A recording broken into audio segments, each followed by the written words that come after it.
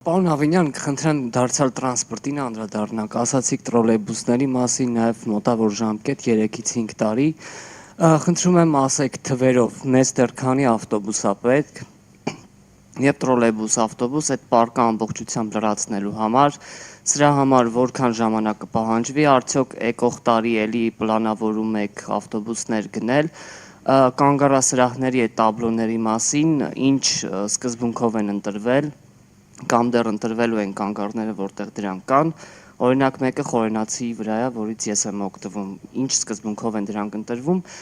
նաև հեռախոսներից խոսեցիք դպրոցներում, կրթության նախարարության հետ այդ հակասությունը ի վերջո ոնց լուծվեց։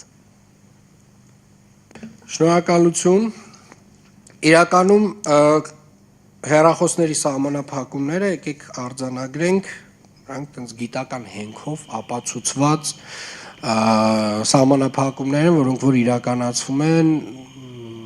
տարբեր երկրներում եւ հիմնականում զարգացած երկրներում եւ մասնավորապես ինչ խնդիր ունեինք կապված կրթության նախարարության նոր չափորոշիչների հետ, մենք ունենք դասագրքերում QR կոդեր, որոնք օգտագործելու համար մեզ պետք են սմարթ հեռախոսներ։ Եվ այդտեղ խնդիրը լուծվել է շատ պարզ ճանապարհով, լուծվել է այնպես, որ ուսուցչի հրահանգով եւ ուսուցչի թույլտվությամբ սարքերից կարող են օգտվել աշակերտները, եթե դա պահանջվում է դասաժամին։ Եթե դա պահանջվում է դասի ժամին, բայց մենք կարողա պետք է հիմա դուրս գանք բոլորը։ Շատ խնդրում եմ ճշտեք, արդյոք սա փորձնական է թե ոչ։ Այո, եւ իրականում չէ, ոնց որ փորձնական էր։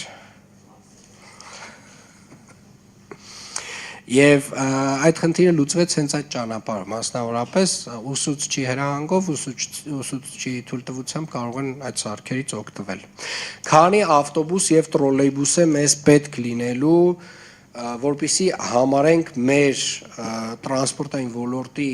ծրագիրը ամբողջական։ Մեզ դեռևս հարկավոր է, բացի այս 45 տրոլեյբուսից, եթե չեմ սխալվում, մինչև եւս 30 տրոլեյբուսներ, 12 մետրանոց, եւ մեզ դեռևս պետք է լինելու մեծ ծավալով 249 հատ 18 մետրանոց ավտոբուսներ։ Սրանով հստակ կարող ենք ասել, որ շարժակազմի տեսանկյունից, վերգետնյա շարժակազմի տեսանկյունից, հանրային տրանսպորտի նախագիծը ռազմավարությունը եւ մեր, այսպես ասած, բարեփոխումը ամփոփվում է։ Սրան գումարած մենք ունենք մի քանի դեպոներում հիմնանորոգումներ, որոնք որ մի մասը իրականացվում է, մի մասը ապագայում պետք է իրականացվի, քանի որ 249 մեր 18 մետրանոցները պլանավորում են գնել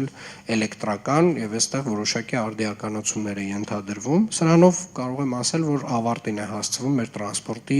շարժակազմի տեսանկյունից ռեֆորմը։ Կանգառասրահները ինչպես են որոշվել, հիմնականում սրանք են կանգառասրահներն են, որից որ ամենաշատ մարդն է օգտվում, հիմնականում դրանք գտնում են կենտրոն վարչական շրջանում, այսինքն ամենաշատ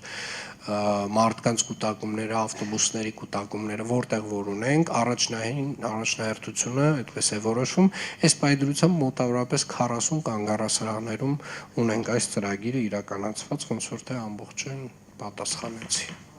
Նաև այս ավտոբուսները ժամկետով են, նույն օրինակ չինական ժոնգտոնգները, այդ հեռանկարում այդ ծրագիրը ոնց եք պատրաստվում շարունակել, հա։ Ի վերջո գալու է մի պահ, որ դրանց շահագործման ժամկետը լրանա։ Այո, իհարկե։ Եվ դրանց շահագործման ժամկետը 10 տարի է։ Եվ 10 տարի հետո այս ավտոբուսները պետք է իրենց ժամկետին համահունչ արդեն փոխարինվեն, այսինքն նոր գնում պետք է իրականացվի,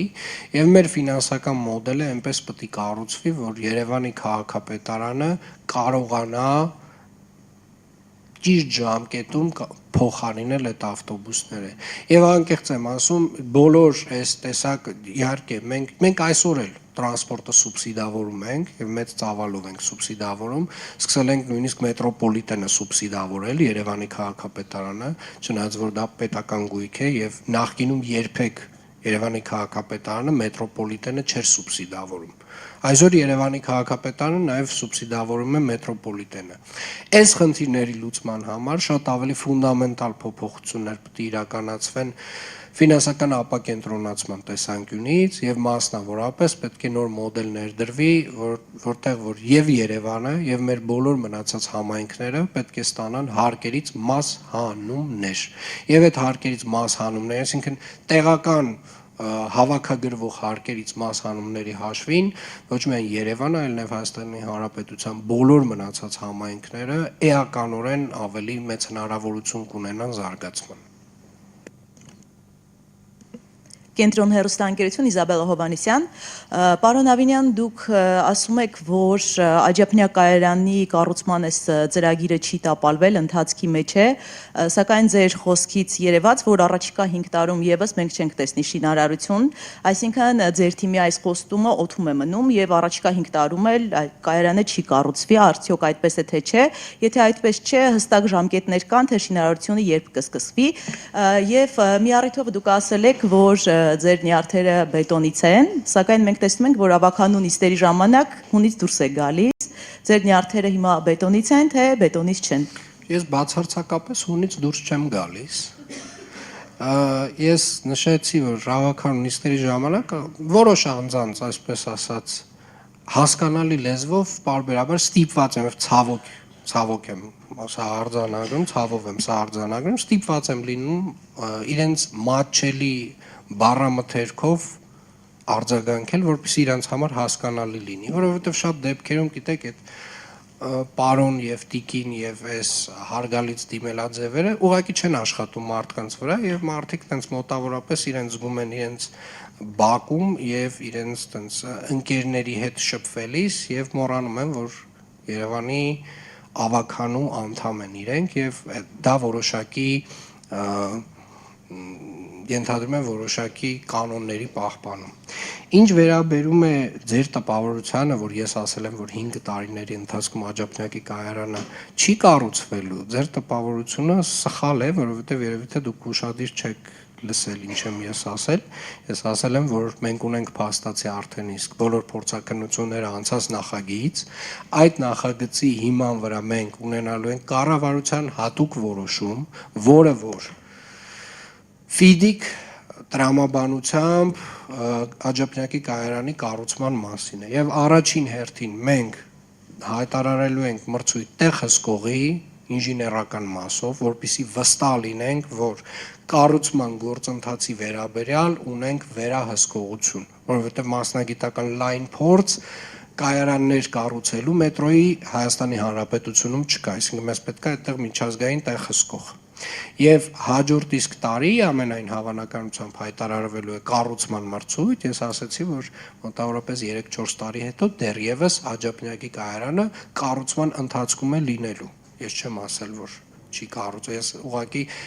վստահորեն չեմ ուզում ասել, որ այդ ժամանակ կառուցված է լինելու։ Կառուցման կարող է ընթացքի մեջ լինի, բայց հաջորդ տարի արդեն բուն կառուցման աշխատանքները կազմակերպելու համար համապատասխան միջոցները ձեռնարկվում են։